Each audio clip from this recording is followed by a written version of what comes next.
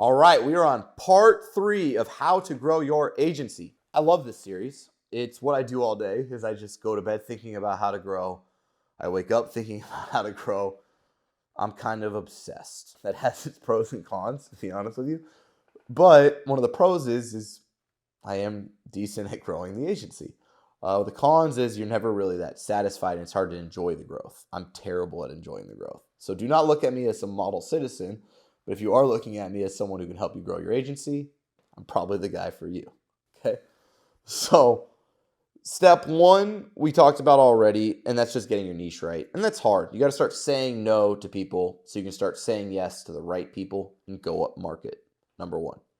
Number 2, we talked about your ideal customer, how to pick it, and then how to turn that into a total addressable market, and then use that total addressable market like ABM on steroids. Upload that to platforms like LinkedIn or Metadata or Stack for programmatic, and essentially tell every one of your ideal customer personas in the world / the markets you service why they need your brand.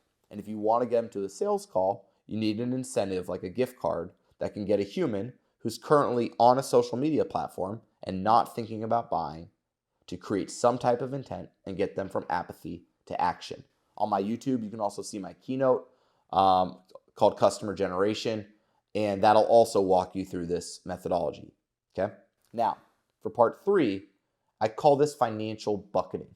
When I look at your business, I have a little saying that says, show me where you spend your money, and I'll tell you what you're great at. So almost always as a business owner, when I'm bad at something and I'm struggling with something, it's because I'm underinvested in something. For example, if your team's not getting the results you want, you can try to hire new people. That'll maybe work, maybe not. Or you can ask yourself structurally, am I giving the right people enough time to do great work? Okay. And what does it mean to give people more time? It means lowering your gross margin target. See what I'm saying? So everything comes back to your financial modeling. Now, the way I like to organize an agency and really optimize and accelerate it or decelerate it or really get it to work better is by bucketing the business into these buckets of revenue. So if you've been on my YouTube channel, you can find the agency exec dashboard I use. It's on a Loom video, okay? And on that dashboard, I track as a % of revenue the following categories. Operations, and you can see my benchmarks for what I think you should be targeting in operations in that video and on that asset.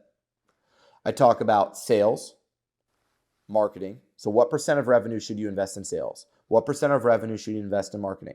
What % of revenue should you invest in your finance department? What % of revenue should you invest into people ops? What % of revenue should you invest into general HR? Okay, those are your buckets. That's how you should think about your business. Now, what I love about this is it lets me see how I get to my EBITDA target as well. So essentially, I don't have 100% of revenue available. Let's say I have 70% of revenue available because I want a 30% EBITDA. So of that 70% of my money, how should I categorically invest it to hit my OKRs and my goals? And when we talk about how to grow your agency, which this series is all about, what we have to be real about is that you're most likely drastically underinvested in sales and marketing. Okay, so I'm gonna give you a little bit of my story over the last 3 years. 3 years ago, it was post-COVID, and between pre-COVID and post-COVID, I only grew 3%. So between 2019 and 2020, I only grew 3%. And I was at $6 million, okay, top line revenue. After COVID, I was able to grow from $6 million to $14 million. And from that, last year, I was able to grow from $14 million to $22 million. Now, the reason I was able to do that was from the first 2 videos you already saw, choosing my vertical, identifying my ideal customer persona, and then finding all the people in the markets I serve that match that ICP via a TAM, uploading them to social media, and then advertising to them using an incentive like a $105 gift card to get them to a 30-minute sales meeting. And essentially, my reps wake up every morning to 5 or 6 calls each with named accounts. That's how I did it, okay? Now, I had to pay for it. So currently, I am spending 35% of revenue on sales and marketing. If you're not spending that, and you're not somehow magically good at like organic social, which I'm not. I try to be. Thanks for watching my videos. But I'm not Gary Vee. Call a spade a spade. I'm good at what I'm good at. And that's capital and finance and allocation and strategy. And unfortunately, that's expensive. There are no cheats. There is no fairy tales. You're not going to hustle your way to success. SEO is great. It's somewhat affordable. It has a sunk cost. You can hit against it, but it has no firmographics. So when you raise your rates, SEO works worse. When you choose a niche, SEO works worse because search volume goes down. So if you really want to be successful here, you're going to have to spend a lot more on sales and marketing. Okay? Now, you can't have your cake and eat it too. So if you're going to spend 35% of revenue on sales and marketing, don't expect to have a bunch of EBITDA. So for the last 10 years, I've ran us on less than 5% EBITDA so that I can reinvest my own money, not in my paycheck. Many of you, and you need to hear this, many of y'all, you're spending way too much on yourself. I do M&A and I look at P&Ls all day. I can't tell you how many founders of $6 to $7 to $3 million agencies are paying themselves a sixth or a fifth of revenue. I'm paying myself like a 28th of revenue. Delayed gratification is critical if you want to build a big shop. You can't take all the money and put it in your pockets. You got to stay humble. You got to stay in that affordable mortgage. You got to stay in that affordable reality. And you got to live within your means if you want to swing for the fences. I'm bootstrapped. I don't got any daddy bank giving me money. I'm bootstrapped and I have to be tight with my financial modeling. As you start to scale, you can lower your percent of revenue into sales and marketing because you're going to start to see diminishing marginal returns. In other words, your TAM is only so big, you can only advertise to them so much.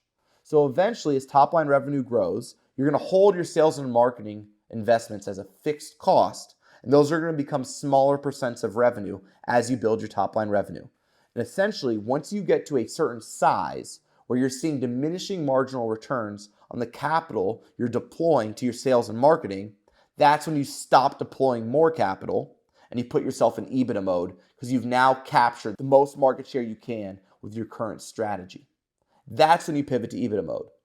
Another way of looking at this is you pivot to EBITDA mode 2 to 3 years before looking at an exit or a capital event. So you want to grow your business as hard as you can and have as little as EBITDA as humanly possible until you're ready to have a payday.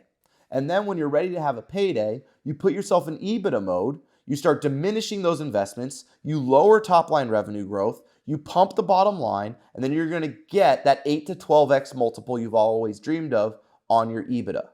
Okay?